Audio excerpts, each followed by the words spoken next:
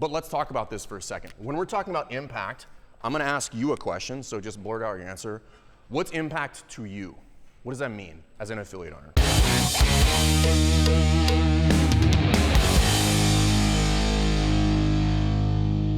Thank you guys for having me. My name is Jason Fernandez.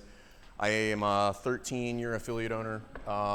In October, that'll be 13 years out of Virginia Beach. Originally from Louisiana, military kind of ended up landing me in the Virginia Beach area.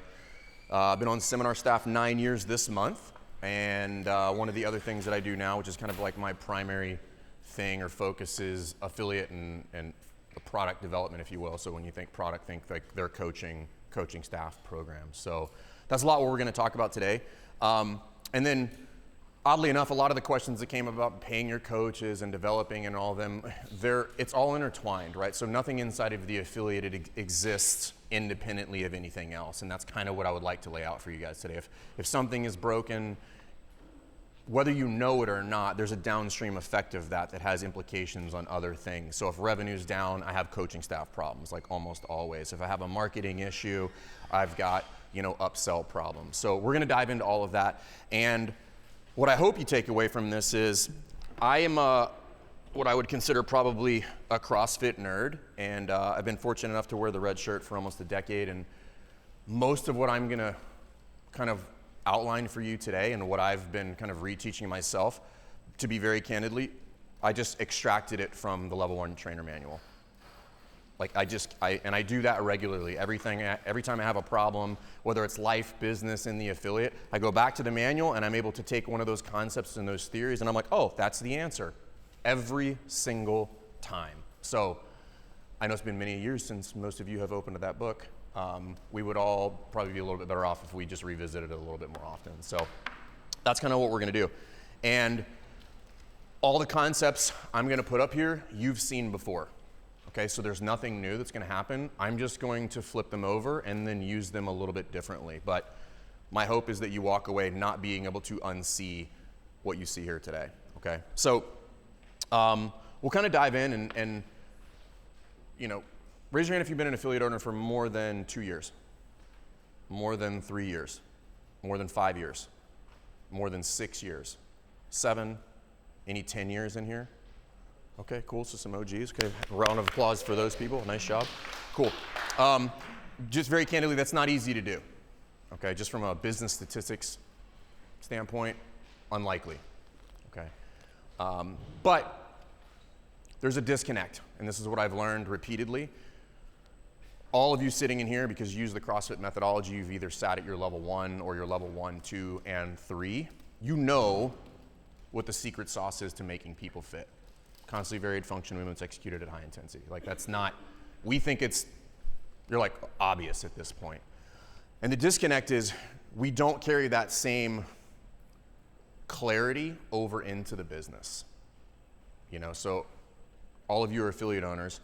If you're like me at some point, if not multiple points, you've been sitting in an empty gym or at your house or in your car thinking like, I have no idea what I'm doing.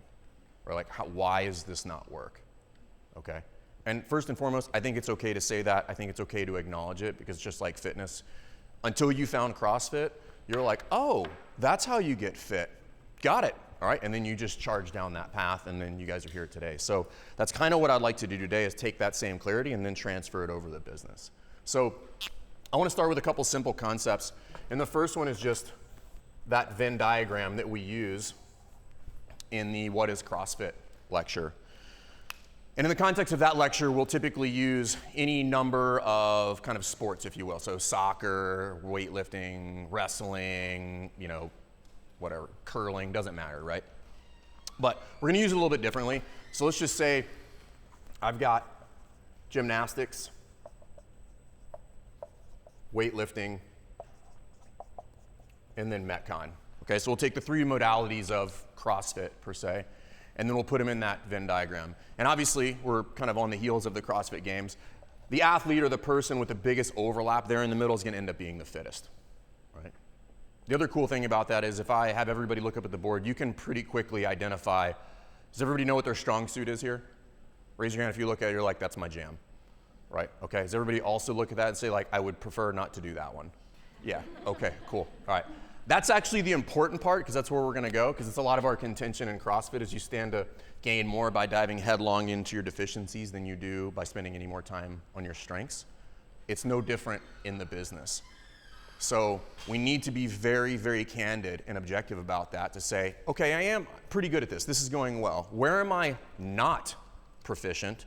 And let me go there. So if I take this same model and I transfer it, and I create a different Venn diagram, so we know that that overlap is fitness. And I say, okay, well, gymnastics is kind of like marketing in the sense that most people don't want to spend the time to do it, but we all know that if you did spend adequate amount of time there, the return on that time would be immense. But putting a 2-minute L-sit hold on Instagram Reels isn't going to get you a ton of followers, so people just don't do it, okay? And it sucks. It's monotonous. You have to start at the basics. It feels like a lot of failure. Marketing is kind of the same way, okay? Metcon, this is kind of your operations. It's what fuels the whole machine. Like, what are your systems? What are your operations? How do I connect the dots from going from A to B to make this thing get to there or make sure that this person has the exact same experience all the way through no matter what? Okay. And again, monotonous. This is not the sexy stuff. Like, nobody likes doing the bike intervals or like long, slow, steady state cardio runs. Like, some people do, but most of us don't. Right? And then this third one, this is our product. And when I use the term product, what I'm referring to is like coaching programs, okay? And I think it's analogous to weightlifting or coaching because it's one of those things where like everybody likes to hang their hat on it, but most people are not as good as they think they are at it, okay? They're like, we have great coaches and great community. Yet if we go in there and we evaluate either ourselves or our coaching staff, we're like, yeah, it could be tuned up a little bit, and that's okay, right? And in the same thing here, this overlap is my affiliate.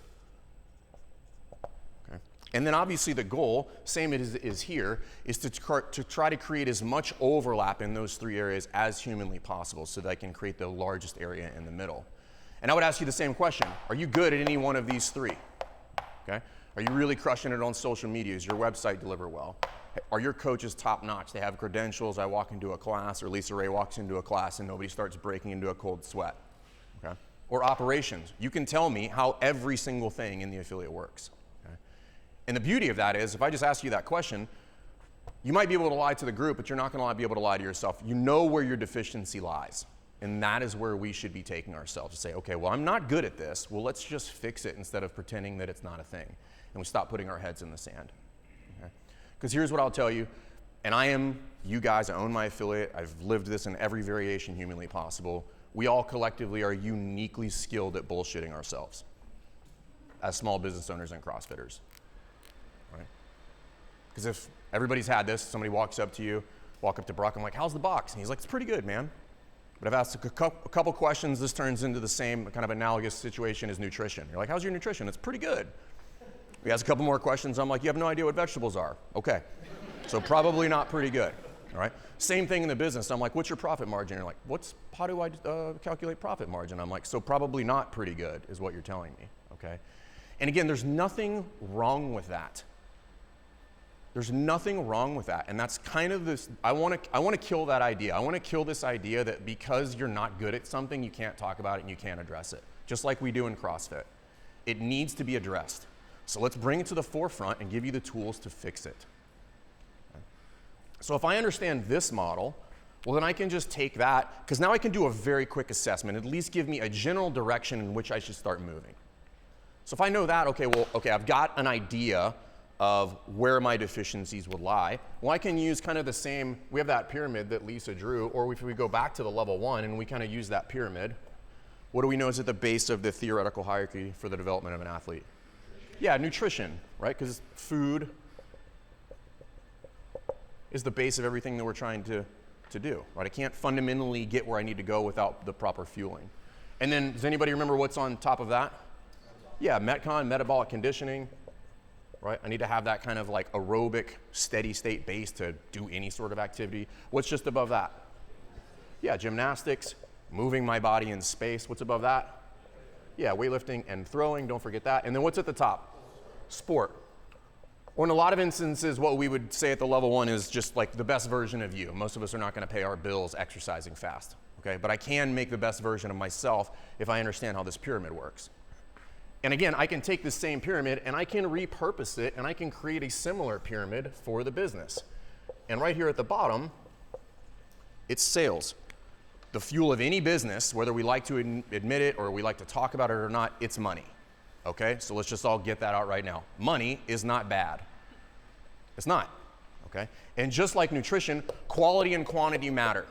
What kind of sales you do, are they high volume, low sales? Are they low volume, high sales? Is it something in the middle? How do you deliver it? Like, it matters. We have to dive in there and we have to solve that problem. And the unique thing about that is, just like when I'm working with a nutrition client, if I'm working with an affiliate, there's a lot of different ways to make this work, depending on what you're good at and what you want to try to achieve. It's the same thing. Okay.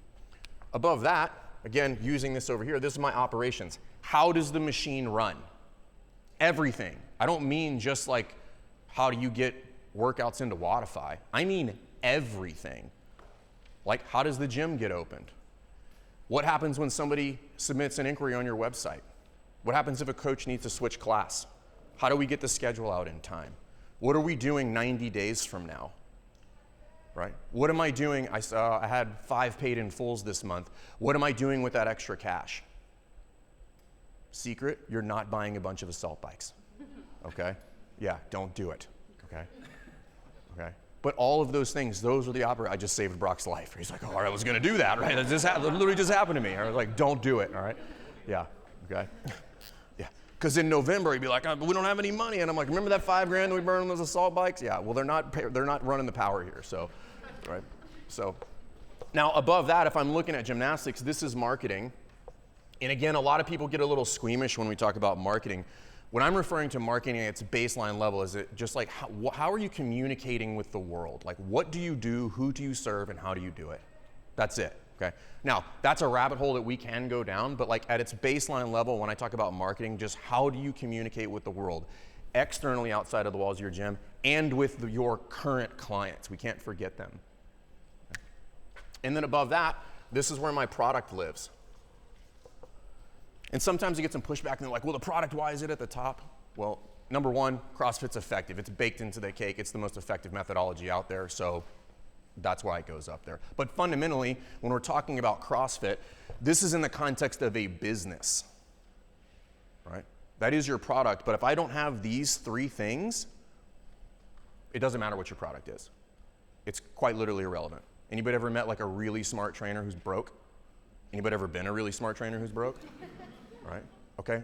It matters, right? That question is more about priority and focus, right? Because I can focus anywhere on the pyramid that I need to based on what the business needs are. Then at the top, impact.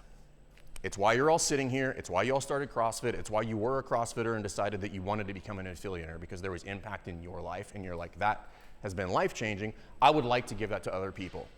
Anybody have any story other than that?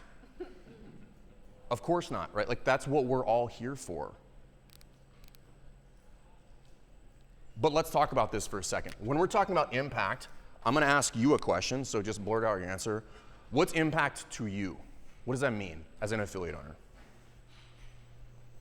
Changing lives. Okay, changing lives, right? So referring to clients, I'm assuming. Is that correct? Yeah, so changing lives, right? Having some sort of transformation, whatever that might be.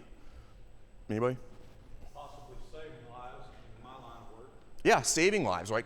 Taking somebody from one trajectory to another, right? Like going down a bad path, right? There's a lot of different programs out there, Phoenix program, addiction, recovery, all using CrossFit as the vehicle for that. It's a real thing. What else? It's filling a need. Yeah, filling a need, right? Can you elaborate on that, Andy? So, I mean, there's a lot of people that are intrigued or interested. They love the concept, but they don't want to open up their own gym. So there's a need. I'm going to own the gym that you can come and work out. Right. Yeah. Some people, they want to dabble in that world, but they may not be able to make the leap to make that their profession, right? Not everybody. You're all by definition entrepreneurs, which means that like you're somewhat not averse to risk, right? Because that's the life. Okay. But not everybody can make that leap. talk about something real quick. So every CrossFit gym of all time, since quite literally the beginning of CrossFit, what makes you different? You guys tell me the answer. Community. Coaches and community, right? We're just like, it's like turning on, hey, what's better about this radio station? Well, we play greatest hits of the 90s. What's good about this station? Well, we play greatest hits of the 90s. And like, well, if everybody has great coaches and great community, then it's just, it kind of waters it down. But it is a real thing. But when we're talking about community, because it is different, because, you know, Lisa Ray gave some great examples of, you know, like the mud runs and spin and all that kind of stuff. And those are communities, but we all know they're fundamentally different, right? We know that you guys hang out together on the weekends. Who's buying donuts? Who's buying donuts? This guy right here. No. Yeah. It's got me hype. It's good. So, but we all know that that's different. You know, anybody have two members, hopefully in a non-confrontational manner, get married? Like they met in the gym and then they got married? Yeah. I just last weekend, I didn't marry. I was the officiant for one of my clients, who's one of my longest standing clients. He's been there for like almost a decade, right? Like, I don't think the F44 or F45 coaches are doing that, okay? And then again, that's not a shot at F45, but what's fundamentally happening inside of a CrossFit affiliates is different, right? We just have to learn how to harness that and use it appropriately and instead of just blurting it out to the world, okay? What else about impact? Providing Jobs, right? We had this whole kind of conversation that was happening earlier, right? Impact on other people, giving them a profession, right? And when we talk about that, I want to clear the air on this as well. When you're talking about like, hey, I get asked all the time, like, hey, what is it? What's full time? Full time is they make a living wage. They do nothing else. Okay, that is what we talk about when we say full time. Okay. What I'd like to highlight here, because this happens all the time, is we left out one fundamental piece when we're talking about impact. Yeah, back there. She's like us, the affiliate owner. Okay. It needs to have a positive impact in your life, and it should. If you are good at what you do, you deserve to be rewarded for that.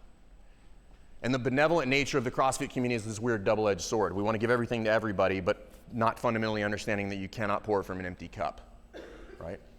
I had a coach one time. He says, hey, listen, the mantra is better me, better everybody, right?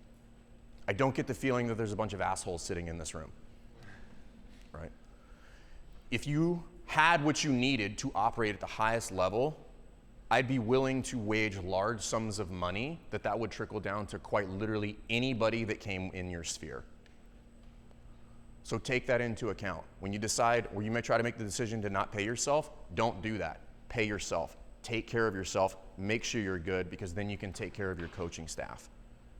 And then you can take care of your members, and you can take care of your family. But if you do not take care of yourself, none of those things will happen. Best case scenario, they will happen at a half-assed level, okay? And this happens every time I have this discussion. Nobody is considering themselves when they talk about impact, okay? You need to be in that equation. Quite frankly, you should be at the top of that pyramid for the equation, because you're good people, you have the right intention, you care, so take that, take care of yourself, and then give that away, okay? But you have to take care of yourselves. I can make a quick assessment by using this. I can start to wrap my brain around like, how would I build this kind of like in a step-by-step basis, and then I would know where to redirect my efforts based on what's needed within the business. And now what I'd like to do is just kind of outline something for you with regard to like, okay, well, how do I start to kind of take these theories or these concepts and then make them tangible? Otherwise stated, what we like to talk about in CrossFit is measurable, observable, repeatable. That's what put CrossFit on the map, right? The first one's fundamentally quantified fitness. Like nobody had done it prior to that. So for that, we can use this. Does anybody know what I'm putting up here? Sickness, wellness, fitness continuum, okay?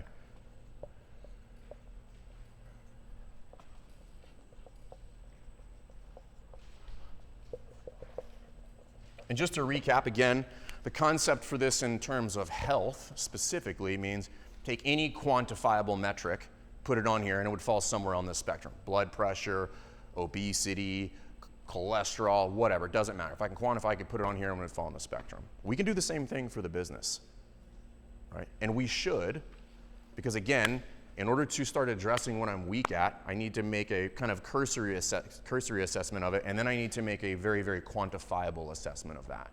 So when we're talking about this, we're gonna use four metrics.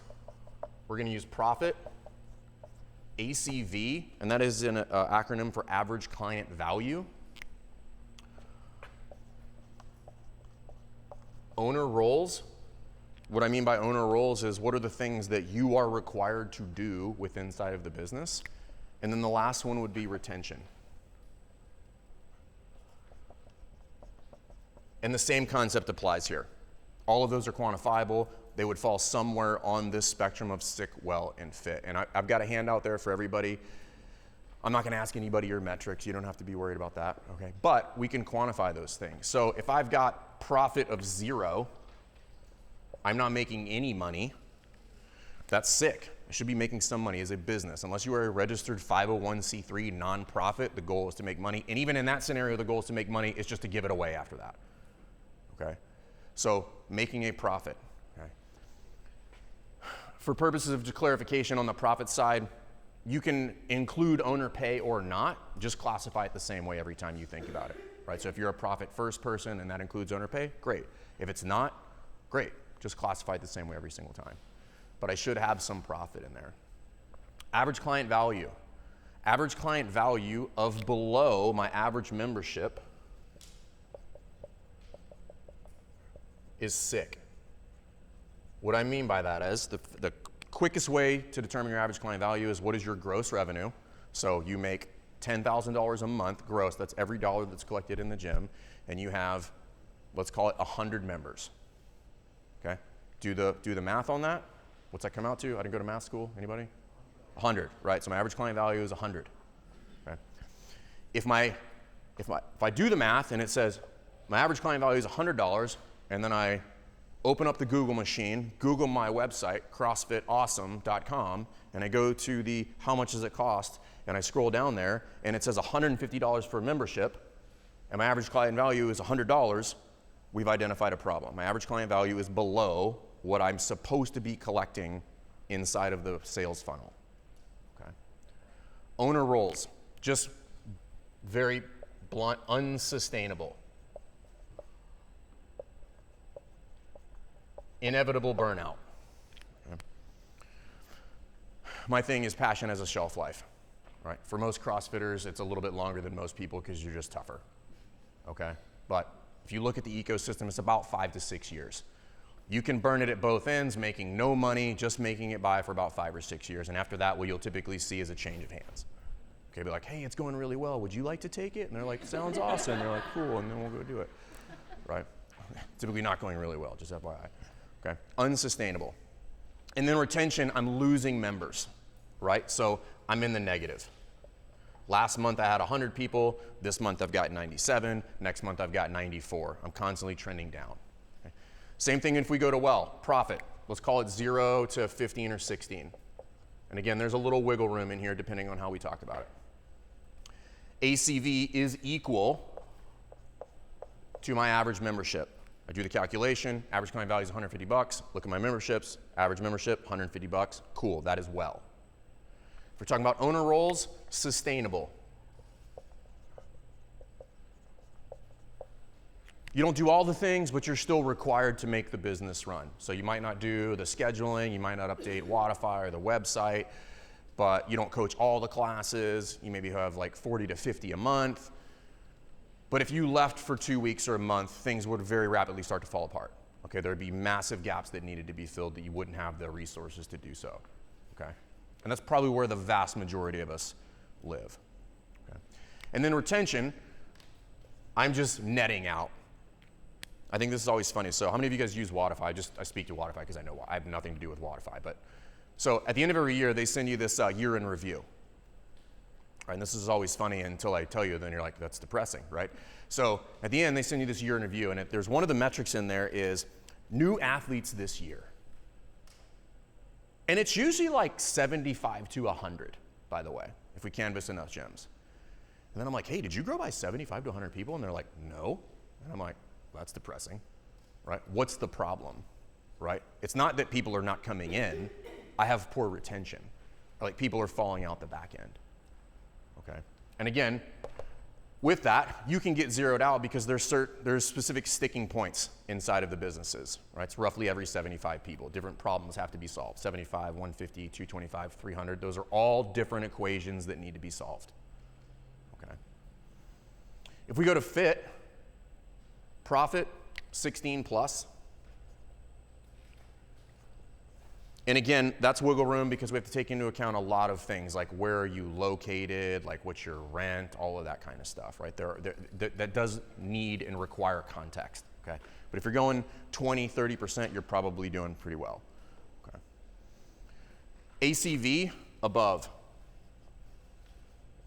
right? So your average client value, or yeah, your average membership's 150. I do the calculations on average client value, and it turns out like it's like 178. That means I'm doing really well. That means a handful of things are happening inside of the affiliate. I'm probably doing a pretty good job in retail. I'm probably doing a pretty good job in premium sales. Maybe have some sort of special programs that I run. But there are other things happening inside the walls of the affiliate that are not just the baseline level of like core membership sales. Okay, and those things would add to average client value. And the retention, that's what we consider to be fit. And I know people look at that number and they're like, what? Just 3 people? Yeah, just 3 people, okay? Because if I asked all of you, I said, hey, would you take 36 members right now? You'd be like, that would solve pretty much all of my problems. And I'm like, correct. It would solve, and I've looked under the hood of hundreds of affiliates. Net 3, with the exception of like maybe 2, solved their problem and then some. And here's why, it's math. If I'm somewhere between the $150 to $185 membership sales, if you get 36, we're talking about something to the tune of $55,000 to $80,000 in increased annual revenue inside of the business. Is anybody like, yeah, I'm not really down with that? Yeah, keep your money, right? Of course not. Right? And then going back to like, hey, how do I develop my staff? Like, how do I get new coaches? I do it here, right? Because if I look, again, going back to the pyramid, sales is how I create impact. Okay? So I need to understand these and I need to evaluate them, and I need to evaluate them regularly. Okay? I would tell you monthly to some extent, depending on which metric we're talking about, maybe even like weekly, depending on what we're talking about. We're crazy people at my affiliate. We track most of them daily, all right? Because once you get into a rhythm, it's just a quick question, like where are we at? New members versus cancellations. You'd be like, we're +4, right? And my staff knows that. I'm looking at the numbers every month. Like, is that trending up or down? Okay. So by understanding this, I can get out of this kind of tailspin of being reactive to everything, right? Because again, we can take this all back to training. If somebody came in and they have a 15-minute Diane, a 10-minute mile, and they deadlift 500 pounds and bench 400, can everybody pretty quickly figure out where we should make our attention inside of that programming? Yeah, right? Because I can quantify it and I can look at it very quickly and I say, okay, cool, there's a problem here. I see where the deficiency is. Hey guys, Fern here, best hour. Real quick. If you want to build a fantastic affiliate like Cal Harbor, if you want to have the affiliate of your dreams, you have to learn how to build a really great team. What's one of the biggest improvements that you've seen over the past year? At the box, dedication of my coaches, invested. Caring to make themselves just better at what they do. I see the coaches just invested in themselves. It's hard. You got to put systems in place. It's one of affiliate owners' biggest struggles. If that's something you're struggling with, reach out. We can help you guys. This can and should be fun. CrossFit's amazing. You can make it amazing for you and your team. And we'll leave out the context of like, he's a powerlifter, he's trying to, I get it, right? But I want to use the same concept here. And again, most people don't like to look at these things because they're scary, right? I've been there, right? Cutting checks to the landlord, and I'm like, I'm not entirely sure that's gonna go through. He'd be like, hey, it bounced. I'm like, that's weird, I don't know why, right? Like, it's like negative, right? So like, but we have to address that, and we have to figure out ways to do that. Okay, what question you got? Silly sort of asking, but No such thing, my man. Right? If I have Right. Right, I have first responder discount, military discount, like. We're going to a dark place right now based on all of that. Yeah. Going go by how many members have this one, how many members have that one, because I really want to quantify Right. this, and it seemed simple at first, and then I started thinking about it, and I'm like, how do I know the real numbers? Well, I think we've identified a problem that we could address, right? Right. I know they have it. Well, you could, but here's what I'll tell you, right? If I They have a starred report. Right. You have a starred report, but so if you want to not sleep well for about 3 days, export the full member list and go through line by line and look at all of the price points that you have in there and start asking yourself some questions. I'm like, I have no idea why Johnny pays $95 to come here. Like, I don't remember having that conversation, but apparently that's happening. Okay. And the problem is when we design those, we didn't design the memberships logically, meaning like I looked down the street this way, I looked down the street that way, I looked at their price points and I was like, I'll take something in the middle, which is just a bad business strategy, okay?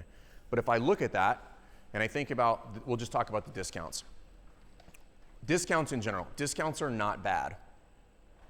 They're bad if they're illogical. Right? And what I would tell you, arbitrary occupation-based discounts are illogical. But if I'm gonna offer discounts for being here for a longer period of time, or if you're coming out of the same household, or if you're gonna pay me in full, or you refer somebody, that is a logical discount because it works for both parties, right? By somebody doing one of those things, it has benefit to me, and therefore that benefit is reciprocated.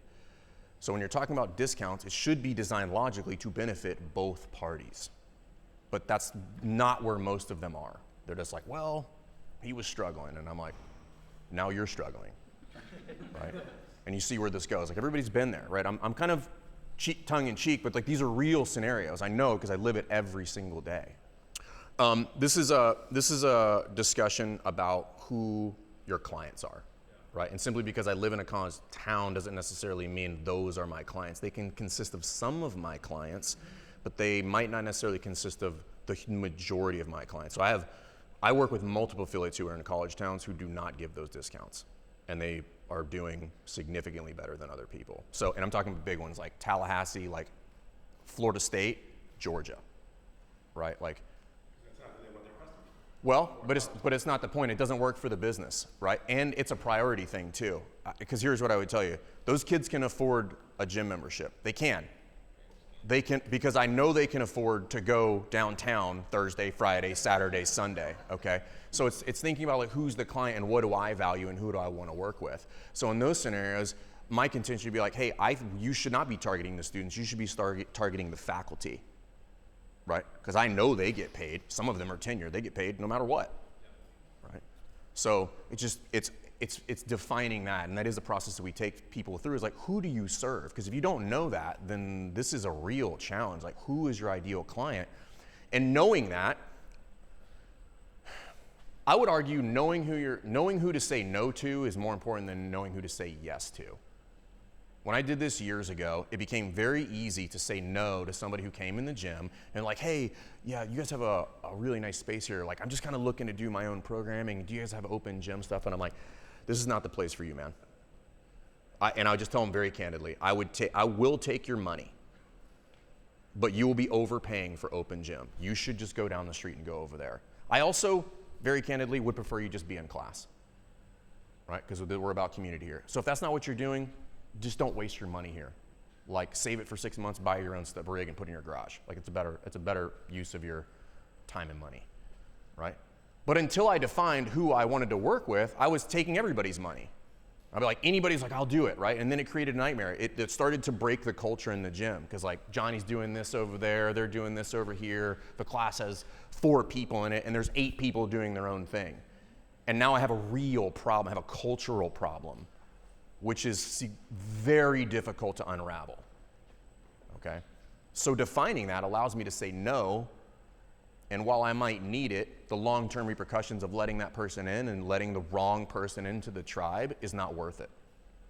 I want the right people, and I have to define that. Because if they don't, it continues to break, right? Because it's the same person who's gonna ask me for a discount or give me billing problems or doesn't want to pay for extra, like they're just like, I should get free stuff because I'm fit. And I'm like, that literally makes no sense. So the question is like, when you're calculating your ACV, it doesn't matter what all the discounts are. And at the end of the day, no, it doesn't, because when I calculate ACV, it's based on gross revenue divided by X number of people, and that tells me what my average client value is. Right. Your average membership price will be calculated based on all those other things. Right, which is like, yeah, the average membership price is in the gutter because I've got all this bro deals and stuff going on. There's multiple ways to say no, okay? So number one is just flat out saying no. This isn't for you, right? This is, I understand what you're asking for, that's not what we do here, okay? The other way to say no is not break your own rules. Perfect example. So Nina comes in, she's like, hey, I've been CrossFitting for a while, can I just skip the onboarding? And I'm like, yeah, sure. And immediately, I've broken the rules when I should have said no. Fundamentally because I have no idea what I've been CrossFitting for a while means. I just don't, right? Ask Bobby, ask Lisa, like, we teach level 1s and level 2s. Like, I've been coaching for 5 years, and they walk into the gym. It might be some people, I'm like, have you been coaching for 5 years? Like, I don't know, like, I don't know what's happening right now, okay? So just don't break the rules, right? Because if I make exceptions, again, I'm sacrificing the culture in order to do that. Okay, so just don't do it. Okay? And this happened to me like 3 months ago, maybe a little bit more. Cassidy, who's my GM, I've got 3 full-time coaches, 2 of which who also work on seminar staff. Cassidy's the GM. He was like, hey, I'm gonna let this person break through. And I was like, we're talking about it. I'm like, oh, he's like, yeah, you know, whatever. And I was like, this is gonna come back to bite us. I just told him right there, right? 3 months later, he's like, she doesn't want to do this. She doesn't like the cancellation policy. And I was like, and we're here, right? Like, it just happened a little faster than I thought it was going to happen, right? But we're now at the moment that I predicted 3 months ago, because I could have filtered that person by just saying, no, if you want to be here, you got to do it just like everybody else, right? And that's another way to say no, is just stand your ground in some of those scenarios. Hey, do you guys sell punch cards? No, we don't. I'm sorry. Hey, do you guys have 12 months or 12 times a month? We don't. They're like, well, could I get one? No. Right? Well, I've got this exception with my job. I'm like, pay a drop-in. They're like, well, that doesn't really work for me. I'm like, Works for me. yeah. That's like walking into Burger King and be like, hey, can I have a Big Mac? And they're like, we sell Whoppers. Or I'm like, yeah, but I want a Big Mac. And they're like, then you should go to McDonald's. We don't sell Big Macs. We sell Whoppers. And I've had those conversations with people. I'm like, are you insane? Like, I don't understand like where the disconnect here is. I'm like, no, you can't have that. I don't sell that thing. And I'm not making it for you. Okay? But again, this goes back to understanding how all of this works, identifying what your impact is, because if you don't have a definitive why for what you want to do, you're going to get pushed all over the place. All over the place. Every sob story is going to have you break through your rules. But if you've got an anchor that says, hey, this is what I'm here for, this is what I want to do, I want to give somebody a free membership when they need it, well, then you need to run a sound business. That's how it works, okay? And it is tough. I'm not here to bullshit you guys and be like, hey, it's easy if you do it this way. It's not easy. You're going to have to make hard decisions. You chose to be an entrepreneur and you chose to be a leader. It's hard. Lisa Ray talked about it. It's lonely at the top. I don't know how else to say it. Okay, you're gonna have to make hard decisions. There will be people that don't like the decisions that you make, both your staff and your clients. It's okay. Okay, as long as you do it professionally, and as long as you do it unemotionally, that time will pass and you'll get over it. Oh yeah, I forgot that's like the best one. Right, it was what we call the gym mayor. You're the gym mayor. You walk around, you kiss hands and you shake babies. That's what you do all day, right? In that order, okay? No, but the gym mayor, meaning, and the gym mayor role looks like this. You are not required for any task to operate the business, right? And this is kind of a contentious issue. I'm not suggesting that you extract yourself and never go to the gym. That's not what I'm suggesting at all. If you build an awesome affiliate, I find it weird that you wouldn't just want to be there. Just personally, I find that to be odd, okay? Because if you don't want to be there, then I have questions. Something else is broken that we're not addressing, okay? So when we're talking about owner roles, you shouldn't have to do it. You should only engage in whatever level of the business either you've decided is a priority or that you just want to. But you don't have to. I've got people that take care of those things. We've got systems built in so that they have them. but I don't need to. I don't need to go coach the 6 a.m. And all of you know you're one coach removed from going back on the floor for 30 hours. Just the way it goes. You're one coach removed. In real life, if you want to be like real cut and dry, you're actually 2 coaches. You need to be 2 coaches removed from going back in there. 3's a really nice buffer. It means like 3 people would have to just vanish, and I'm like, all right, I'm back on the floor. But I'm like, but 2 is still puts you in a little bit of a weird spot, okay? Because typically how that works. But if you want to invest in the coaching staff, I have to be able to move from one position to the next. I can't develop my coaches and coach all the classes and do payroll and the website and social media at the same time. You cannot do that. Right? Well, I would argue that you just can't, right? Like, because if we measured it any sort of way, we wouldn't be like, you're doing this well. You'd be like, it's happening, but you're not moving the needle on anything, right? Yeah, and we've all been there. And again, it's not bad. It's not anything to be ashamed of, right? If all of your metrics are over here, that's okay, right? We've all been there. I've been there for far too long, by the way, right? Probably the first 6 or 7 years of owning an affiliate, like, there was the most egregious thing you've ever seen in your life. You're like, this is a business? And I'm like, I mean, by definition, but like, right? And then I start to figure out, okay, what would be the roadmap? How do I evaluate these things? How can I determine where I should be going and when and how all of that works? Okay. And that kind of speaks to like, how do you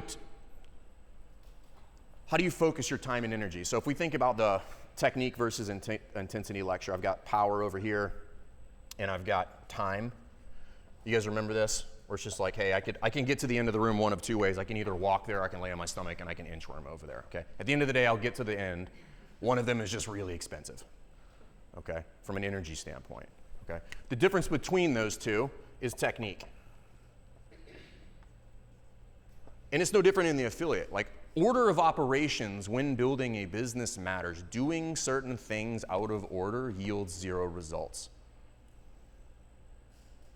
If you're going to throw a massive marketing campaign onto your business, which I have no problem with, by the way, unless you have 0 systems in place and poor product. Now I have a problem because it's going to break. And the nice money that you get on the front end is going to go away very quickly. Okay? So order of operations, or the technique with which you operate your business, matters. You can get to the same place doing it more efficiently. You will probably get there faster and with less bruises as an affiliate owner. Now, if you really wanted to dive deep on this and you wanted to be like, all right, well, what would be all the aspects of a gym? How would I break this down? Right? And this is funny, Lisa, because you and I were just talking about this exact thing, what I'm about to do, and I'm about to do it right now. All right? You guys remember the 10 general physical skills? All right. What you guys didn't know is there's a built-in level 3 review in this lecture that I'm giving you right now. So, cardiorespiratory endurance, flexibility, strength, stamina, speed, power. Anybody want to finish this for me? Coordination, accuracy, agility, balance. Okay, good job, team.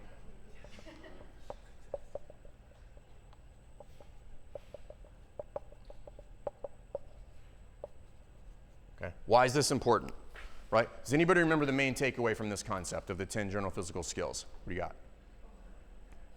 You're like, oh my God, I was scratching my head, not raising my hand? Yeah. Beautiful, right? So he's giving me how to break these out, but what was the overarching theme with regard to all of these? What do I want to have across all 10? Balance, right? I want to have balance across all 10. But you dove into exactly where I'm going, which is if I break these down into pieces, these top 4, these are organic, meaning I can see it, I can touch it. It's a tangible thing, okay? These 2 in the middle, speed and power, it's a combination of both. These down here, these are neurologic, meaning like we're talking about muscular neural patterns, right? You know, like, hey, coordination, like you have to practice that thing. It's hard to see, but what you can see is the outcome, right? That's what's obvious, okay? Well, if I take that same concept and I'm like, okay, well, if I know what it is, and I know like how to kind of assess whether I'm getting improvement or not, well, now I can start moving my way down the path of actually improving it. And how would I take that same concept and say, okay, well, I understand how this works. How could I apply this to the gym? And then same thing. If I went through the organic stuff, brand, number one, like what is the brand, broadly speaking, that people are interacting with? Your logo, your website, your social media presence, how all that stuff works.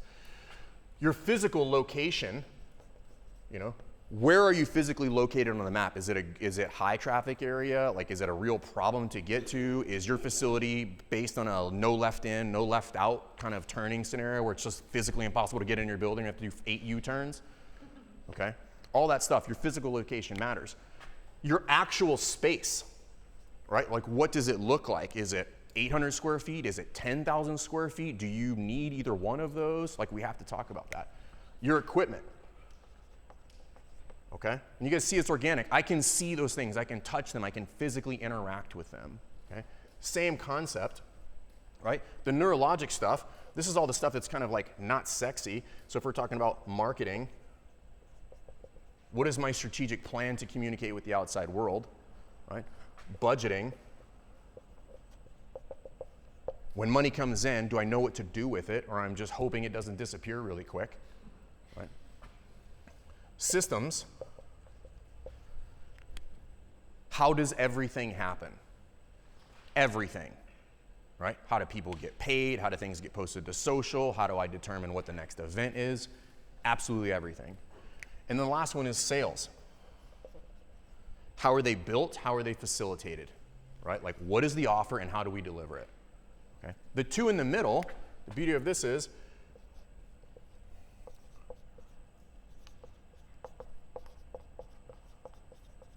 product and programs.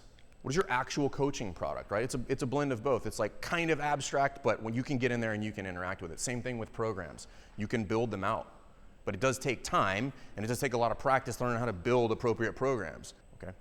And just like all of these have 5, 6, 7 subsets that we could pull out of them, right? Like, what does your logo look like?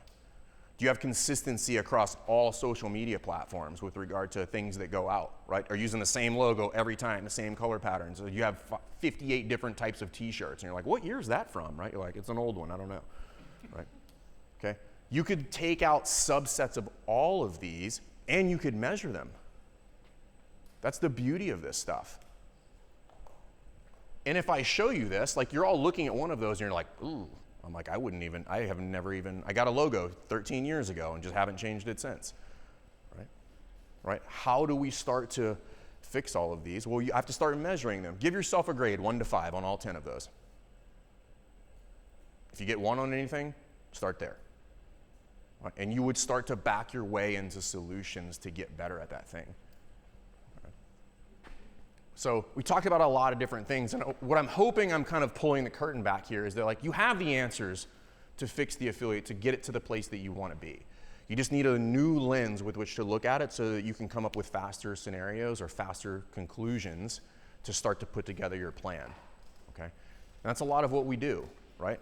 You can go deep into the weeds, and you should go with all of these, but I want to give you guys a bird's eye view of, like, how would I approach this?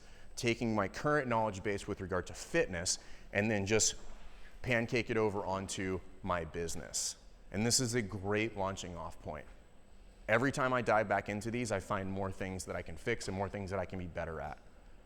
And not shockingly, the business would track as I improve those. Okay. Now, how do I take that and make it real? I want to do a very, very quick exercise. I'll let you guys in on a little secret. These are what we call PVBs, or perceived value builders, in Affiliate U, which is what we teach affiliates. All of your clients like one or more of 3 things. It's what they value. They value one or more of 3 things.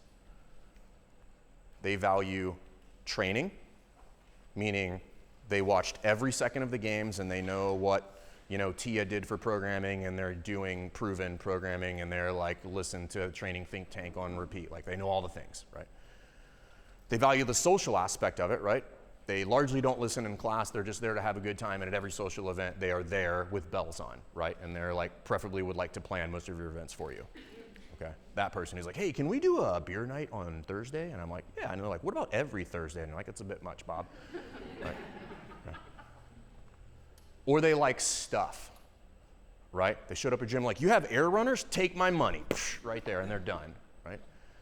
So if I know that, if I know what the average CrossFit consumer values, okay, well, this becomes a little bit easier. So training, that could be a gymnastics workshop, a weightlifting workshop, a nutrition workshop. You get the idea. Okay? Social, that could be your gym anniversary, a holiday party. If you have something unique, like we run a crawfish boil because I'm from Louisiana, like whatever. It could be that, social event.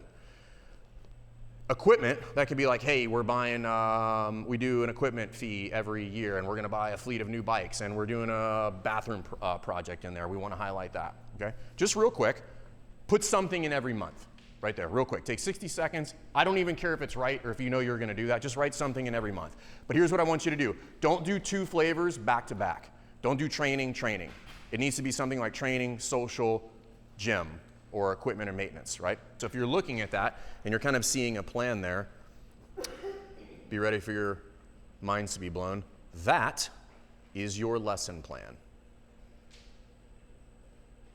I'm gonna say it again. That is your lesson plan, okay? For how you move through the year, okay?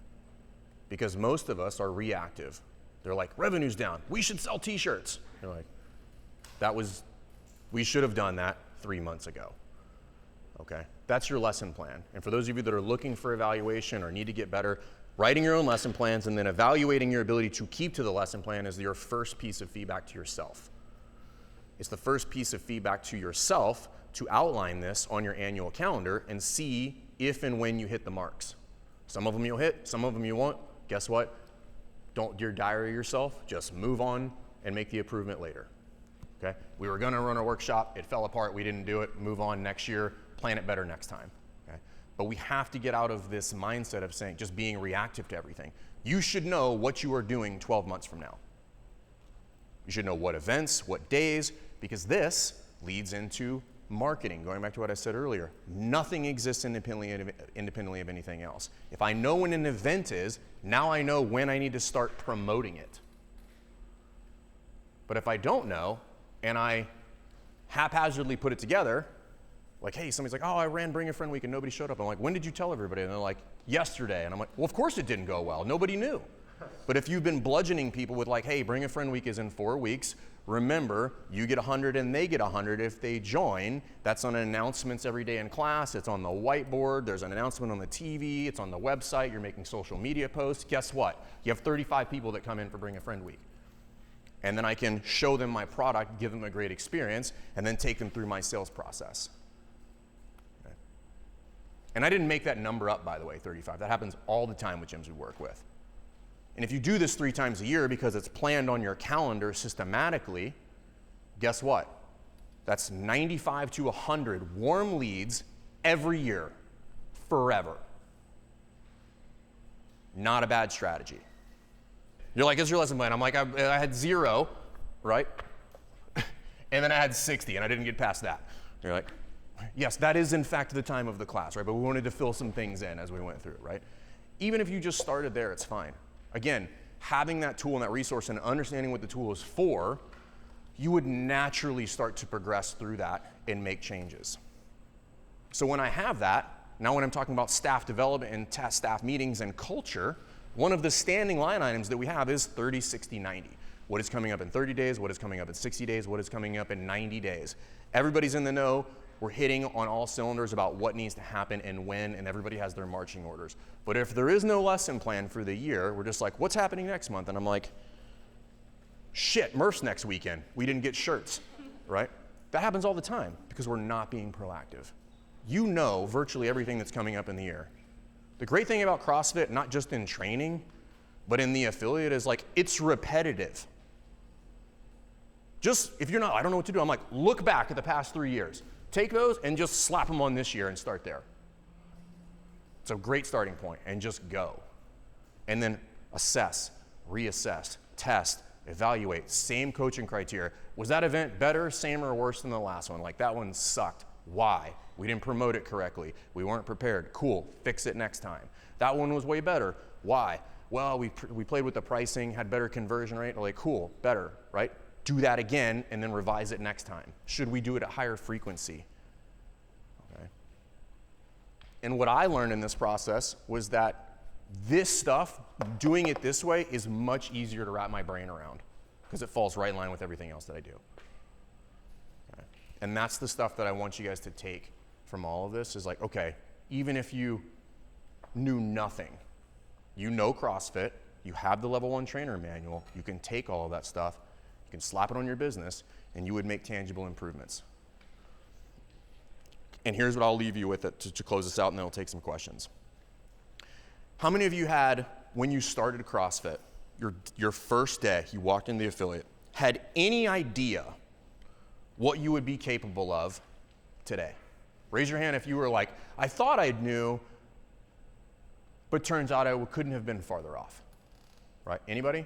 I did. I had no idea. Like, and I would consider myself like, I don't know, moderately fit at this point, I'm 41, right? But if you'd have told me that when I started CrossFit in 2007, like, hey, this is the things that you'll do, I'd have been like, probably not. That's impossible. Right? I had no idea. Just like your members have no idea how profound the impact of CrossFit can be in their lives. Okay? And that's what I want to tell you. You have no idea how profound the impact of running a good affiliate can be on your lives and everybody else's. Okay? It can be amazing. You just have to know that, and you have to be okay with the journey, and you have to be okay with paying your dues, and you have to be okay with sucking at things, and you have to be okay with getting bumps and bruises, and you have to be okay with people telling you things you don't like to hear, but you will get better, just like you did when you started training. And 5-10 years down the road, you'll look back and you'll be like, damn, we covered a lot of ground. I was really bad when I first started, right? Really bad. You can do the same thing here.